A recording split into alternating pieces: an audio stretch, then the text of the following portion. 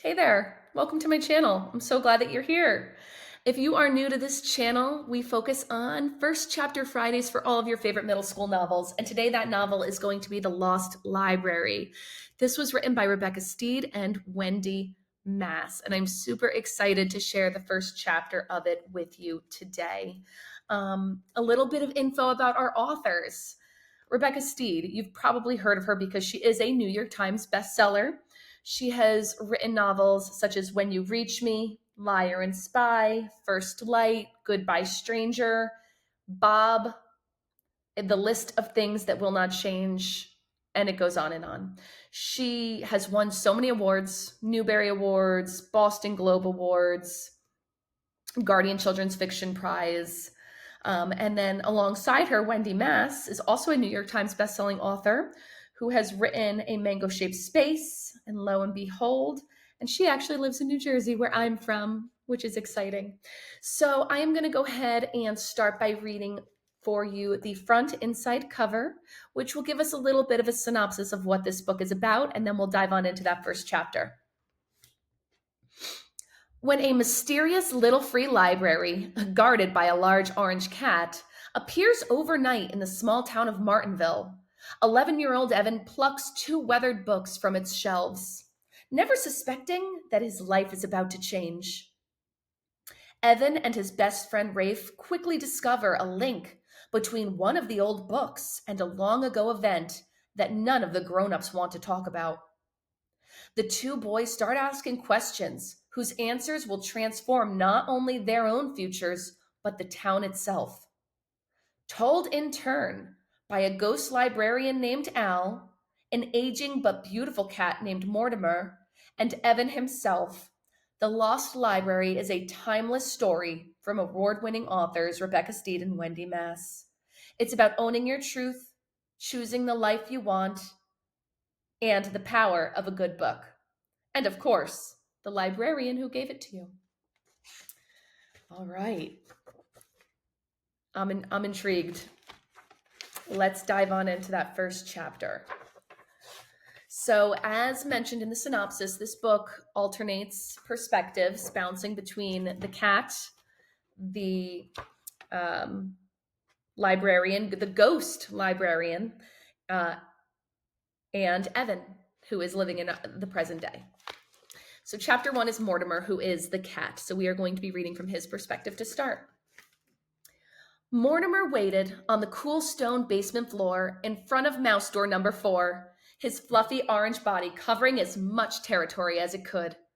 His paws were spread in front of him, as if he were about to catch a watermelon.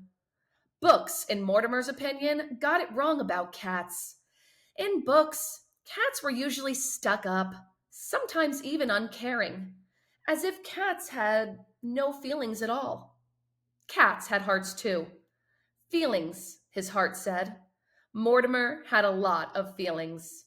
What he didn't have were a lot of words. Mice were better with words than he was. Mice talked a lot. The bell on top of Martinville Town Hall began to ring, as it did at 6 p.m. every day. The scratching behind the door was getting louder.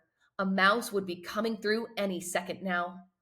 "Apples!" he heard a small voice say. "I smell apples!" And behind the voice there were murmurs of excitement. Here they come, Mortimer thought. He put on what he hoped was a gentle smile just as the first of the mice emerged, shaking off little bits of dirt and sawdust, and, as usual, talking. "Is that a cat?" A second mouse appeared. "What sort of terrible place is this, with a heartless cat standing by the door? This must be a bad dream." A third mouse popped through the hole. Mice, Mortimer knew, rarely traveled alone. "Welcome," Mortimer said. He glanced nervously at the potato bin. Last week a mouse had managed to jump into it. Mortimer had to wait for him, remaining perfectly still under the stairs for almost 3 hours. "Please, follow me, mice." Mortimer tried to sound cheerful. "This way to outside." "But we just got inside," one of them whined. Using his outstretched arms like windshield wipers, Mortimer herded them to a small mouse hole in another corner of the basement, also known as Mouse Door Number 3. Mice, he'd learn, never liked to go out the same way they had come in. That horrible cat has six-toed feet. How terrifying! Wait a minute. Could this cat be the six-toed grouch? The exit, which was not far from the old library book cart, led outdoors, away from Miss Scoggin, the apples, and Mr. Brock's cheese, and the potato bin. And now I suppose we're expected to go straight out into the cold again? In fact, seeing Mortimer and his sizable paws, the three of them were already crowding around the mouse hole, trying to leave. Not cold, Mortimer said. It's summertime. Be careful, though. There's a road on the other side of this door. Cars. But everything is fine. Oh, great, one of them said. Thanks for nothing, six-toed grouch. And he disappeared through the hole. And by the way, everything is not fine, the last mouse added. I'm very hungry. But keeping her eyes on Mortimer's paws, he actually did have six toes on each. The mouse squeezed herself through the hole backward. Sorry, Mortimer said. Keep moving, please. Sorry. Cats are never sorry, said the mouse just before vanishing into the night. Everyone knows that cats have no feelings. Mortimer didn't say anything. There was no point, because they were gone. He pressed his eyes to the small hole, looking to see that they had made it safely across the road. Goodbye, he whispered. Goodbye and good luck. Miss Scoggin did not tolerate mice. By now, Mortimer knew that he couldn't stop them from coming in through the mouse holes. He'd carefully numbered them, mouse doors 1 through 5. The mice had been coming for all the years he'd lived in the house, and there wasn't much he could do about it, other than gently guide them back outside again.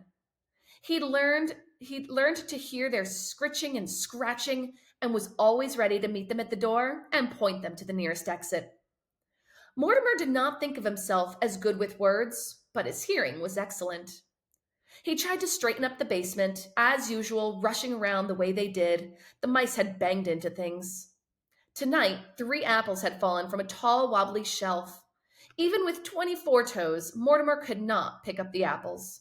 But he could roll them to a spot near the stairs where Al would be sure to see them right away.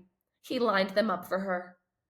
Maybe they were not too bruised, or maybe she could make applesauce again. When the basement was neat and quiet, he took a deep breath, savoring the smell of apple muffins that floated down the kitchen stairs. Al was baking, as she did most Sundays. Through one of the small, high basement windows, he saw the day's light fading. He exhaled and felt happy. Then his eyes fell upon the cart of old library books. His happiness went quiet, and a guilty feeling wrapped around him, like one of Al's hugs, which were always a little too tight. My fault, his heart said for the millionth time. All my fault. He looked away. That is the end of the first chapter. All right, Mortimer seems like a really interesting character. You could tell he's very kind and seems to have a really good soul. But I wonder what his guilt is over in regards to that library cart. I can't wait to read more. All right, that was The Lost Library. If you enjoyed this read aloud, please consider liking and subscribing to my channel. And I can't wait to see you guys again for another First Chapter Friday. Until next time, happy reading, everyone.